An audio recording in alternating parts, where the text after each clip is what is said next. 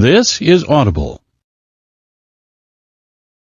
Penguin Random House Audio presents The Widow, a novel by John Grisham. Narrated by Michael Beck.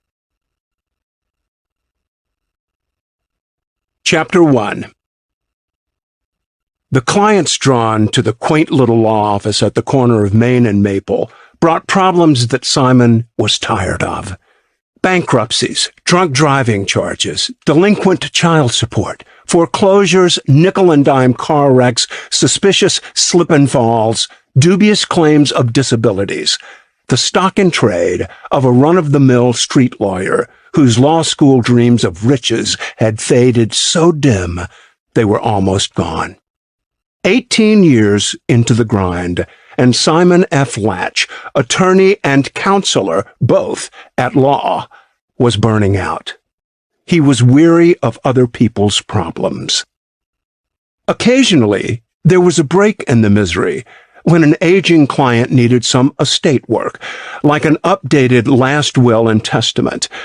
These were almost always uncomplicated matters that any first-year law student could handle, regardless of how somber Simon tried to make them. For only $250, he could write, or draft, as he preferred to say, a 3-page simple will, print it on heavy gold bond paper, get it notarized by his staff, and convey the impression that the client was executing something profound. The truth was, half of them didn't even need a will, regardless of how simple, though no lawyer in the history of American jurisprudence had ever said so to a paying client. It was also true that the $250 fee was a ripoff, because the Internet was filled with free simple wills that were just as binding. It was also true that Mr. Latch would hardly touch the will. Matilda, his secretary, filled in the blanks and printed the important documents. The current client was Ms. Eleanor Barnett, age 85, a widow who lived alone in a modest suburban home she and her late second husband had purchased 10 years earlier. She had no children, though Harry Corsack, her last husband, had 2 sons from a bad first marriage, and had tried for years to convince Eleanor, his beloved second wife, to adopt the pair for various reasons, none of which appealed to her, because, as she confided to Matilda during their lengthy second phone chat, she loathed the boys. They were nothing but trouble. "And do you have a mortgage on your home?" Matilda had asked, politely interrupting the beginning of what promised to be a windy narrative about the 2 sorry sons. No, the house was paid for, as was the car. There were no debts. Harry Corsack had been quite frugal, a child of Depression-era parents, you know, and simply hated the idea of debt.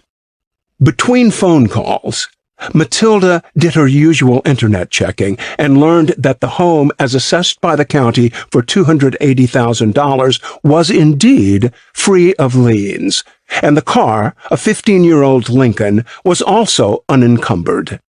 Digging a bit deeper, she found a rap sheet for Clyde Corsack, the elder of the 2 unadopted sons. Decades earlier, he had been caught peddling cocaine and spent 4 years in prison.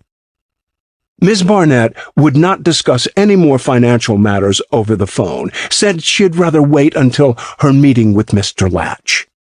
She arrived promptly at 2 p.m., dressed like a mildly affluent old lady on her way to church. Matilda had seen 1,000 of them come and go, and she sized her up immediately as she poured coffee into a fine china cup she kept around for the old gals. Most clients got paper cups. Ms. Barnett walked just fine. No cane, no tottering, a good stride and nice gait, and she sat properly in a reception chair and sipped her coffee, pinky in the air, a clear sign of either good manners or a trace of snobbery. From all outward appearances, she was in good shape.